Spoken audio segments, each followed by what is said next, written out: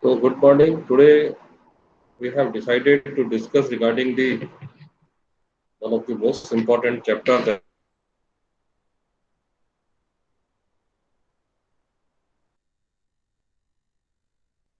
is and the concept of the market, and we'll have a discussion about these things. Then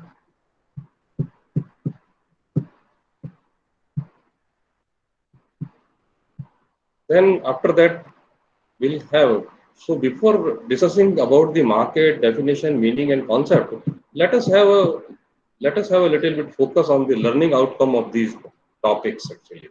So first we'll discuss the meaning and basic concept of the market. After discussion, we'll have a learning about these two things, and then we'll discuss. Then we'll have a learning about the type of the market and what kind of the market is there in the business scenario. So we'll have learning of both of these concepts in a very effective manner. So before going to discussion, let us start the concept meaning of the market. As you know, market means anybody or person who are in intimate business relation and carry on extensive transaction in any commodity. Market may come in form of physical location where the transaction are made. It means this is the place actually where the transaction, where the consumer and the producer both are there in this or that form, in this or that form. This is the place where we have a transaction. So this is the important thing of the market, that market is nothing, it is just the situation where we can have the possibility of transaction of two commodity or services. It means it is a place where we have a transaction. This is the meaning of the entire that the sentence which I have discussed with you. Yet market do not necessarily need to be physical meeting place. Sometimes it's not necessary that the physically we will be there. It's just a point actually where we can have sometimes we can have audio, visual, online interaction or like that. So this is not necessary that the physical appearance or presence of both the both the commodity is there. So this is the thing which is very important, that physical presence is not necessary. Internet-based stores and auction sites are all market in which the transaction can take place entirely online, where the two parties do not ever need to physically meet. It means that clearly, nowadays we have the range of the marketing business there, where there is no need that the two person met physically. So this is very important actually, that the market is in market it's not necessary that the physical presence of both the parties. Technically speaking, a market is any medium through which two or more parties can engage in an economic transaction. It means this is actually the place, or this is actually the medium where we have an economic transaction in between two parties, or two or more parties, like that. A market is any medium that through which two or more parties that can change the economic transaction, even those that do not necessarily need to involve money. It means there is no need that sometimes the money is required, because they can have the goods transfer also. A market transaction may involve goods, services, information, currency, or any combination of these things. Sometimes it's not the pure, but sometimes the combination of sometimes the money and the product, sometimes the money and services, like that. A market from one party to another in exchange for one of these or another combination, to whom we can say it's a market. It's a market. So we have to understood this thing, that market is nothing, it is just the place, or it is just the medium where we have a transaction of one or another combinations. So type of market. Now I think there is a clarity about the concept of the market. It means market is a place where we have a transaction. We have a transaction, economic transaction. Either it's a money or product or service or any combination. It's not necessarily the one thing. It might be two way or three way. So like that, this is actually the medium actually. Sometimes the physical presence is not necessary, because nowadays we have online business. So there is no need. The purchaser and seller, they don't know even each other. Only through the orders and through the money, there is a transaction. So this is a very important thing, that the market is a place, it's just a medium, nothing else, where we have a transaction. So type of market.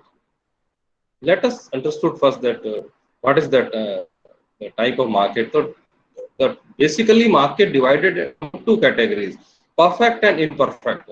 Perfect competition market and imperfect competition market. And these market further be divided into the monopoly market, oligopoly market, monopolistic market, monopoly market, and then the duopolistic market. So these are the certain the types of the market. On the basis of the situation, we have categorized them. So let us have a first look on the perfect market, the perfect competition market. Perfect competition market describes a structure where a large number of buyers and sellers are available. It means this is the market where we have a huge number of buyers and sellers in the place or at place where we have a transaction, to whom we are calling the market. Therefore, firms compete against each other with product. It means the same product, the farms or the producers, they, they, they attract each other. They compete with each other for a single commodity, for a homogeneous. It means the similar commodity. In this scenario, a single firm does not have any significant market power with homogeneous product. It means there is nothing there is no one having the speciality or specificness of any particular commodity. A single firm does not have any significant market power. So this is the situation in the perfect market. Then the all firms sells completely identical. It means they are all having the same type of goods. If suppose we'll go in the vegetable market, we'll see that the brinjals being sold by the range of the sellers. It means everywhere we have a brinjal availability. Everywhere we have a tomato availability. It means this is the situation where the homogeneous commodity being sold by the sellers. There is a free entry and exit to the market. There is no actually the such any market fees or like that. It means everyone is having the equal opportunity to have a competition in the market and to sell their product or their service. There is no price different in same type of product. It means the brinjal if 30 rupee kg, it means almost by and large everywhere you have a 30-35 rupees. Under perfect competition, buyers and sellers have perfect knowledge about the price of the product prevailing in the market. The perfect competition, what happens? There is a price which is known by the buyers and sellers. It means there is no much variation in the price of the commodity. So this is the situation to whom we are calling the perfect competition situation. Then the imperfect competitive market. In this situation, what happened? Let us have look at it. In economic terms, imperfect competition is a market situation under which the conditions necessary for perfect competitions are not satisfied. It means the condition, those all 4 or 5 conditions, those I have discussed in the perfect competition atmosphere, they are not there. In other words, imperfect competition can be defined as a type of market that is free from the stringent rule of perfect competition. It means there is no perfect competition, the stringent rules. It means that the effective rules, those who are having in the perfect competition, they are not there. It means this market, this transaction places away from that rule and regulation. Unlike perfect competition, imperfect competition is characterized by differentiated product. It means here we have a variety of the same type of commodity. It means the variety of commodity is available. So in that case, in that situation, there is a differentiated product. There is availability of differentiated product. In addition, under imperfect competition, buyers and sellers do not have any information related to the market as well as the prices of goods and services. In imperfect competition, organization dealing in product or service can influence the market price of their output. It means here the something that is to be governed by the firm, sometimes through promotions, sometimes through concept selling. They promote their particular product at a different price. So there is no such that the awareness regarding the product or service is not that much, which was available in the first one in the perfect competition. Here the information being spread by the firm or the organization, those who are of providing their product into the market. So they are selling their product at a different price because of the information which they are spreading in the market. It means there is no much available, that the information is available when the customer enters, where the buyers enter into the market, that structure. So this is the, it means here the influence can be done by the organization or by the firm. Then let us have a look towards few market conditions for example, that monopoly market. A monopoly market is the exact opposite from the market system as perfect competition. There is no actually one person, one buyer, one seller, one. The situation is that the monopoly is there. So this is a different situation where the price is all solely based on the person who's governing the market. So a monopoly market is opposite to the market system as a perfect competition. In a pure monopoly, there is one producer of a particular good. There is only one particular good or service, and generally no reasonable substitute. It means there is no substitute is available. So you don't have any option. If you want to take that particular product or that particular organization, then you are supposed to go to there. So it means there is one person, one that the outlet is available where we have a service. So everything is governed by the person who is governing that thing. So there is no reasonable substitution. We don't have any option. We have to go there and we have to take the service of that particular producer, that firm, through that particular outlet which is available in the market.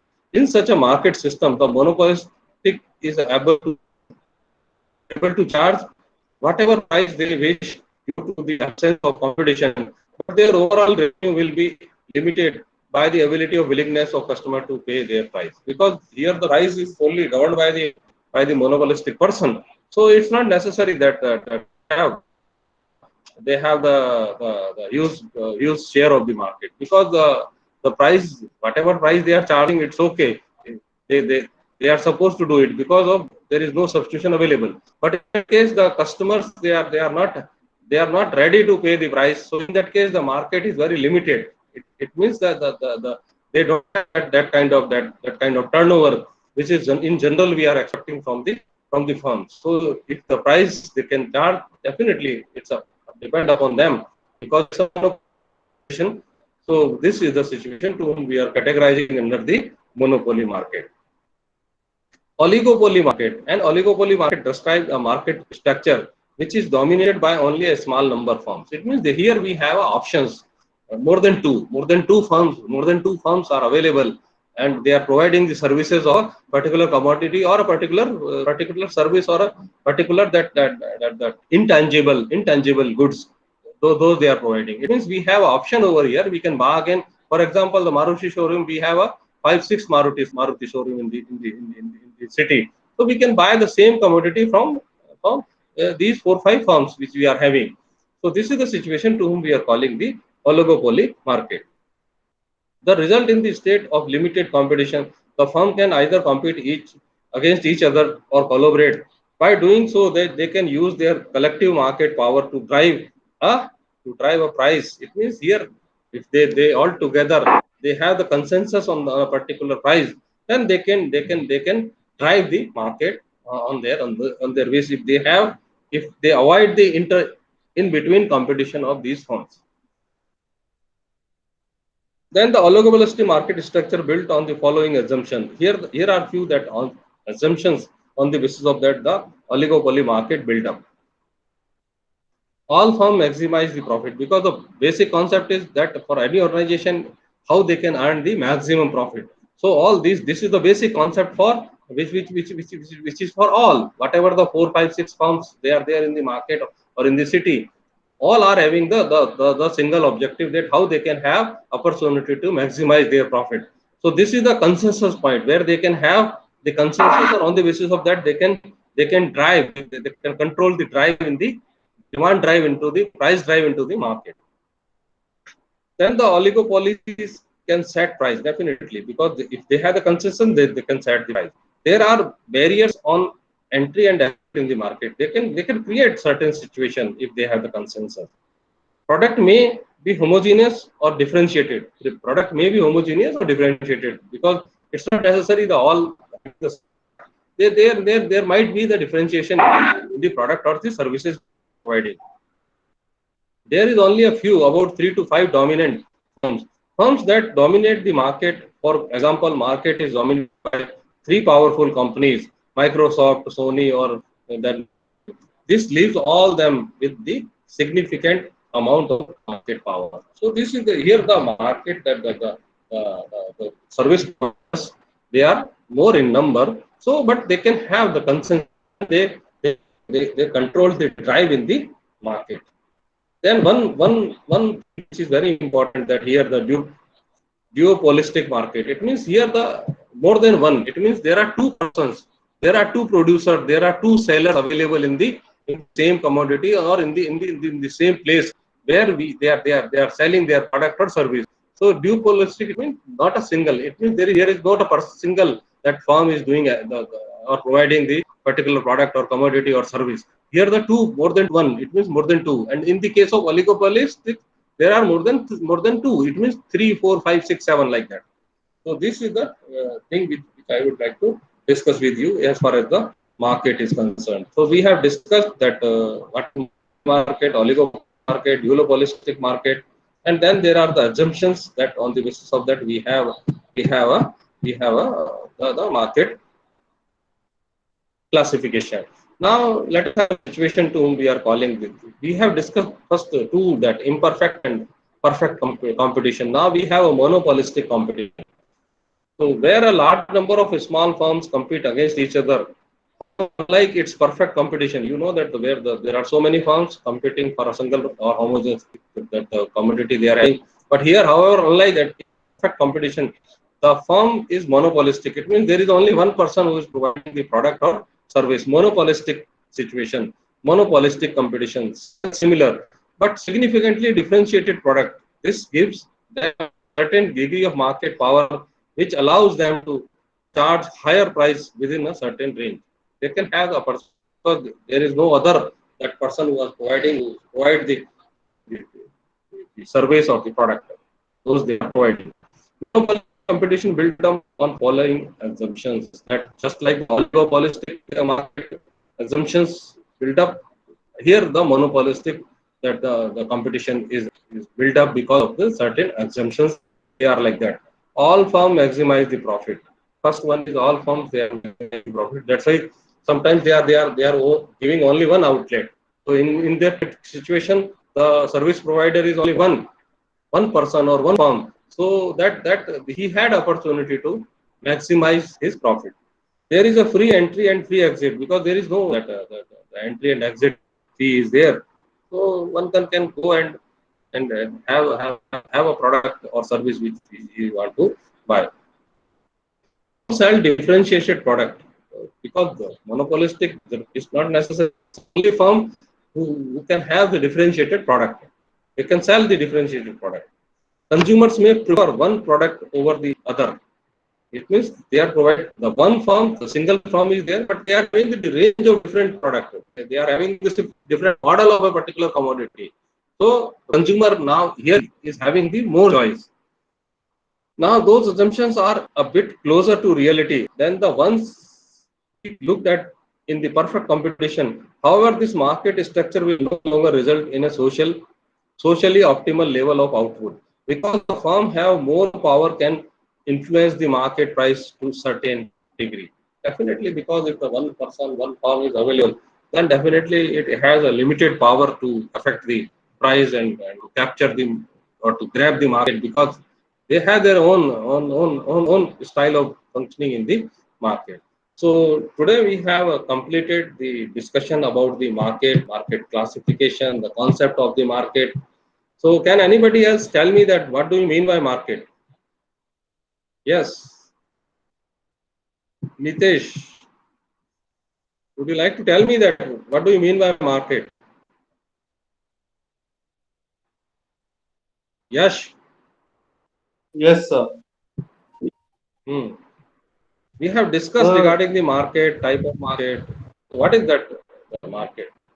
Do you have मतलब any the idea? area. in which commercial dealings are conducted. Yes, yes. Now you're right. It means a place, a medium where we have a transaction, economic transaction, to whom we can call the market. It means there are two persons. There are two persons there. Their presence is mandatory. Buyers One and is sellers. buyer. Second one is seller. So if they are there, at which place the transaction, economic transaction carried out, to whom we are calling the market. And then there are three actually the situation to whom we can say that the market situation. Number one is the perfect competition, the imperfect competition, and then the monopolistic competition. So and all three having their own assumptions. Because of them, because of the assumptions, the situation of these three types of market competition is arising. And under that, we see that there are the type of monopoly market, duopoly market, oligopoly market, monopoly approach, like that. And there are certain other things they are there. So these are the things those we have discussed today. And now I'll discuss few that multiple choice questions for your further clarity. So number one question which I have taken that which of the following is not an essential condition for of pure competition. Number one, if there is no transport cost, large number of buyers and sellers, homogeneous product, freedom of entry. The question is that which of the following is not an essential condition of your competition? It means absence of transport cost. Absence of transport cost is the essential condition for your competition. Right answer is that. Under which of the following form of market structure does a firm has no control over the product? It's a perfect competition because there are so many people, so many sellers are there, and they are providing the homogeneous that the product or service. So the firm cannot control the price because it's a market scenario who decide the price of product. If there are so many suppliers, then firm cannot dictate its own condition. So this is the perfect competition, the situation where there is no control of the price by the, by the farm owner or by the producer. Then the third which market firms are known as a duopoly that I have already told you. It means there are more than one. There are more than one. Then it means the two. So if there are more than three, then they, to whom we are calling the oligopoly situation. Monopolistic can determine either price or output. Monopolistic situation can determine these both things, either price or output. Both things they are totally being governed by the monopolistic situation. Firm in a monopolistic market are price. They are the price makers actually. Because they can have or there is no other one is available, so they can charge whatever they want to charge. It's depend on their wish. So in that case, this is the situation to whom we are calling them price makers. And the sixth one, the under monopoly price discrimination depends upon the depends upon the size of the market. So fourth, C is the correct answer actually. Size of the market. Then seventh question which I have taken that what should firm do when marginal revenue is greater than marginal cost? It means MR is greater than MC. MR is greater than MC. Firm should expand output because this is the situation where the revenue is more. The marginal revenue is more. That we have also discussed in the chapter of the equilibrium, market equilibrium, where we know that how the situation of equilibrium is adjusted, where the customers and everyone, the buyers and sellers both have the consensus on a particular price. So to whom we are calling the market equilibrium, the stable market equilibrium. Here the margin of revenue is more as compared to marginal cost. So definitely the firm want to increase the output. They want to enhance the output because they have the more opportunity to make profit. So firm should expand output. So this is the thing which I have discussed today. I hope you have a better understanding out of that. Any question if anybody is having?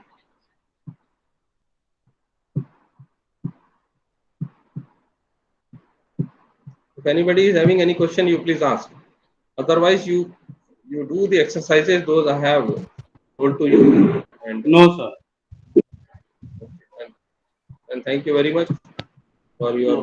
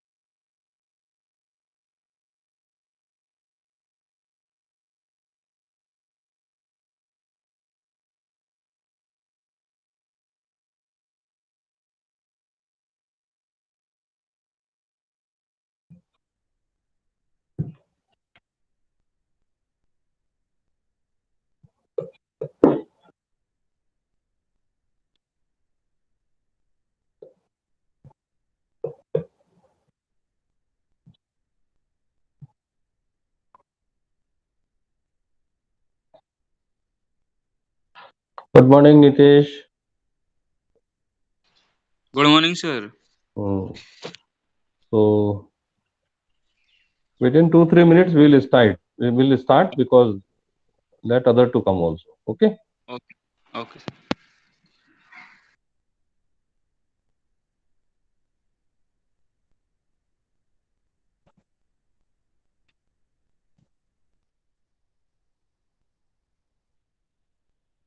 Today I have decided to discuss regarding the population theories. Those who are very important. That on what basis actually the entire economic that scenario of any country or any civilization can we will have analysis of that. So for that we have to understood that what kind of the theories they are available in the text, and we'll discuss one by one and which one is the optimum and which one given by the by Malthus, and we'll discuss all the things thoroughly, and finally we'll what kind of situation we are having in our country, we'll look on that. So these are the few things those we'll discuss in the topic of the day.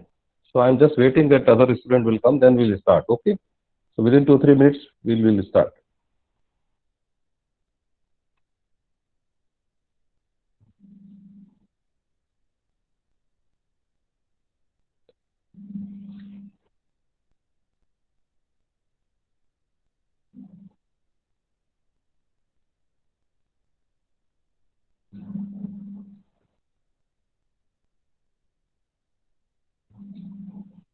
What about Nitesh? You have informed others?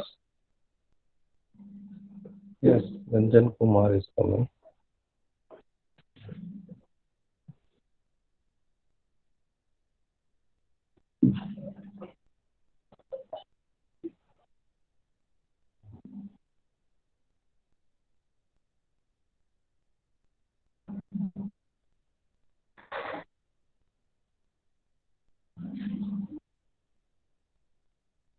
So we'll start, Nitesh, or let us wait for others to come. Yes, Nitesh. Able to you? Yes, sir. Okay. So what about others? अभी दूसरे students कहाँ हैं अभी? क्या They पता have sir, planned to message come तो or come not? थी. Idea नहीं है. You prepare No, assignment sir. also which I have given to you people. You prepare of your choice from any topic you choose from the subject and prepare assignment of 3-4 pages, because that is also the part of your this examination, because sir you are मैंने मेरा having that assignment देख लिया क्या sir आपने? हाँ आपने भेजा था, मैंने देखा नहीं है अभी, कल आपने भेजा था तो मैं देख लूंगा, लेकिन but yes. Others from all of the students, it's a 10 mark exercise. Okay. Okay sir.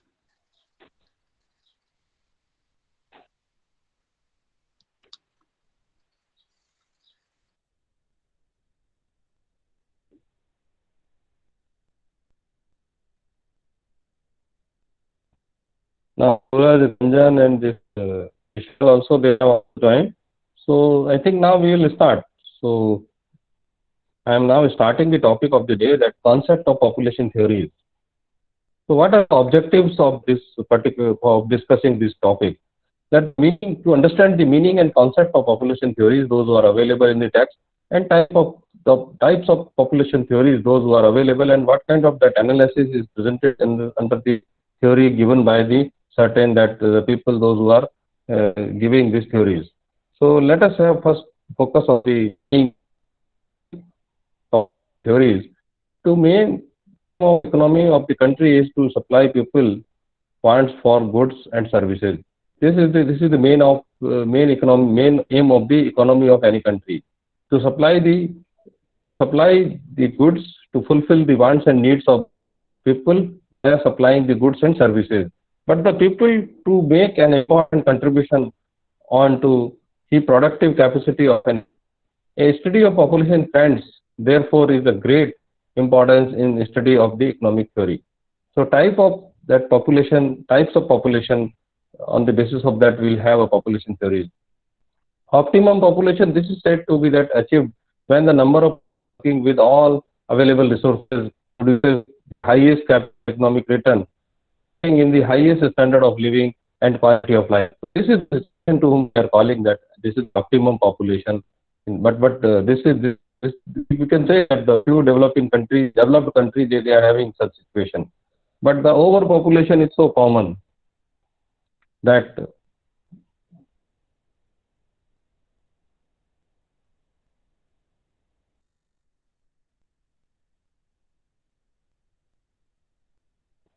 who's out.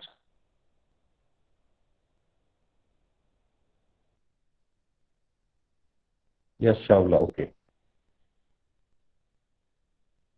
So overpopulation, this is said to occur when there are too many people related to resources and technology. It means when the number are more as compared to resources and the technology and the assets, whatever we are having in the country, to maintain an adequate standard of living. This is very difficult, because if the population is over, then we are not in position to maintain the standard that living for each every individual of the country. Under population, this occurrence is said to be when there are far more resources in India, production, energy, minerals, etc., that can be made by the people living there. But because the population is not that much that we can utilize all the resources in a systematic manner. So these are the few things about the population theory. Population theory. There are two well-known theories of population: the Malthusian theory of population and the optimum theory of population. The Malthusian theory of population, Robert Malthus proposed system theory of population. The Malthusian theory explains the relationship between growth in food and population. It states that population increases faster than food supply, and if unchecked leads to vice or misery. If it means that population increases in a manner like that, it's comparatively faster than the which we are having. The Malthusian doctrine is stated that population increases in geometrically progression, and if unchecked, doubles itself every 20 years. Thus, starting from one population in successive period, in 25 years, 1 to 8, 16, like that, double year. So it should be after that in 25 years you have more than that. After 200 years you have a number of people that 50. So it's like that. So this is like that. After 25 years you have a double of the population. On other hand, the food supply increases arithmetically. It means it was grown in a way like this, double every time. While the food resources go arithmetically 1, 2, 3, 4, 5 like that, in a manner like that. So after 200 years you have only the 9 resources in your hand, where you have 250 individuals depend on this. So this kind of the theory which was given by the Malthus, that Robert Malthus, and this is very popular, and this is eye opener for many of the countries. Malthus suggested about check the population, that preventive check prevent and the positive check. The preventive checks are by a man to control the birth rate. They are foresight, late marriages, celibacy, moral restraint, etc. It means in anyhow we will educate the people, so they further not increases the birth of the new one. Then the positive check. If people fail to check the growth of population by adoption of preventive checks, positive checks operate in the form of misery, famine, war, diseases, pesticides, pandemics, floods, and earthquakes.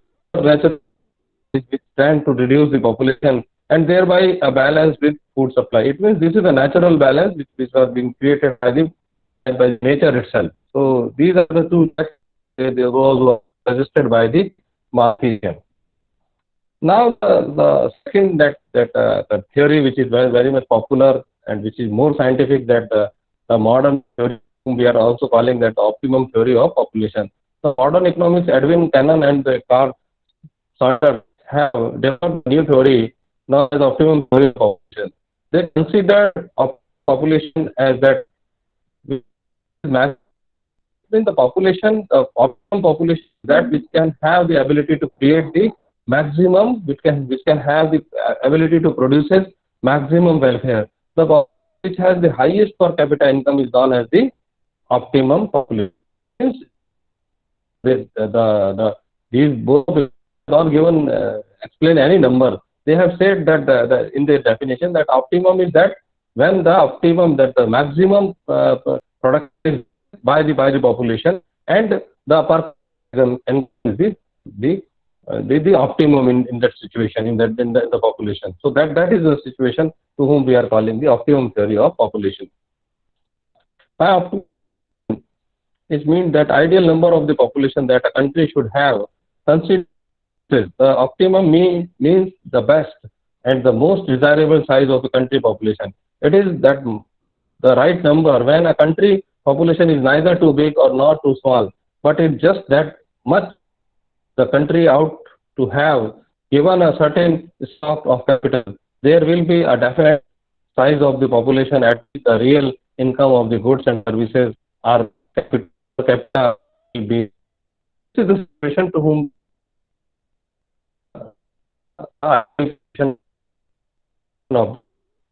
of the population.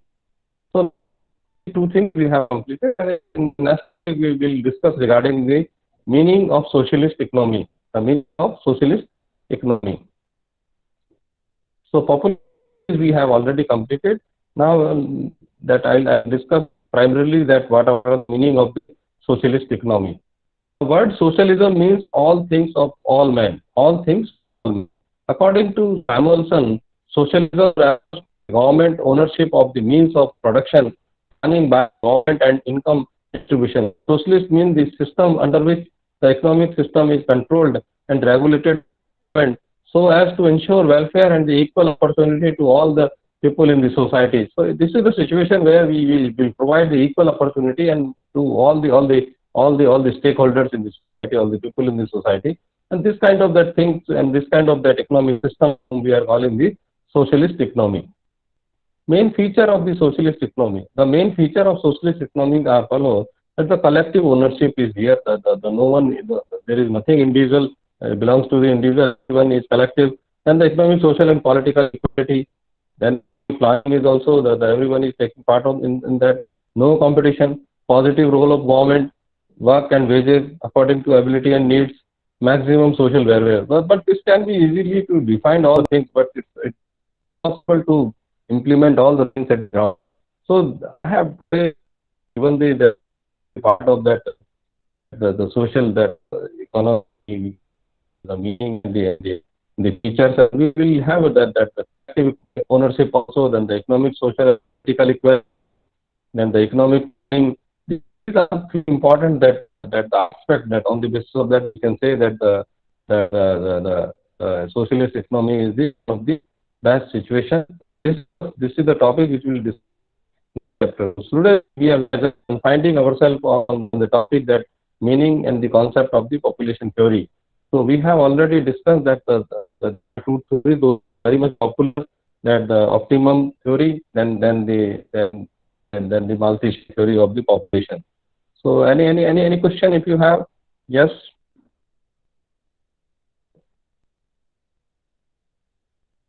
Suraj, Vishal.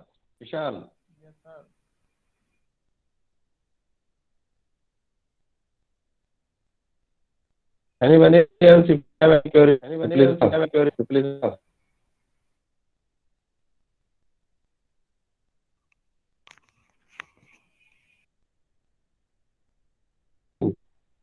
Ranjan. Suraj, am I audible?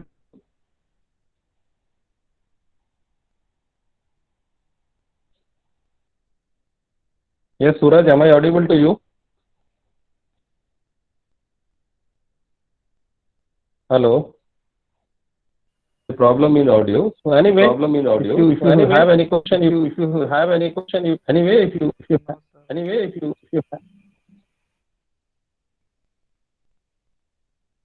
question, you write on the chat box. I'm just waiting for that. Then I'll proceed further.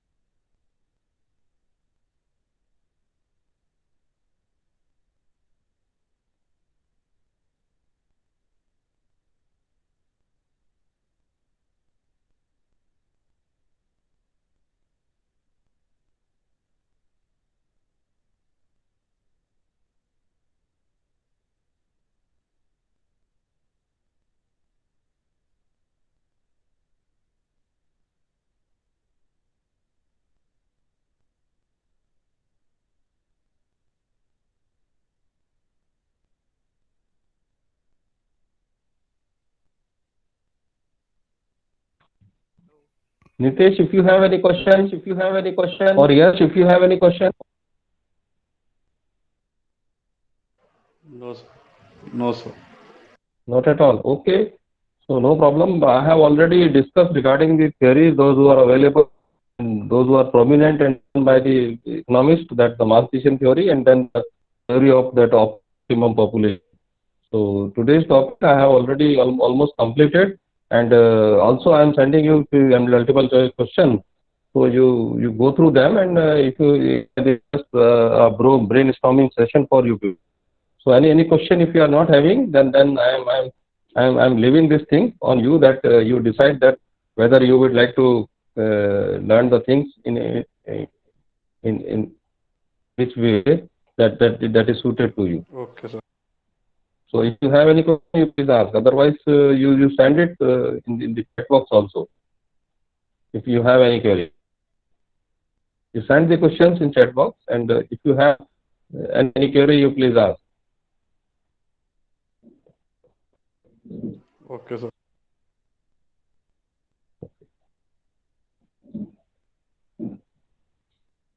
So still we have a time, so you please stay remain connected.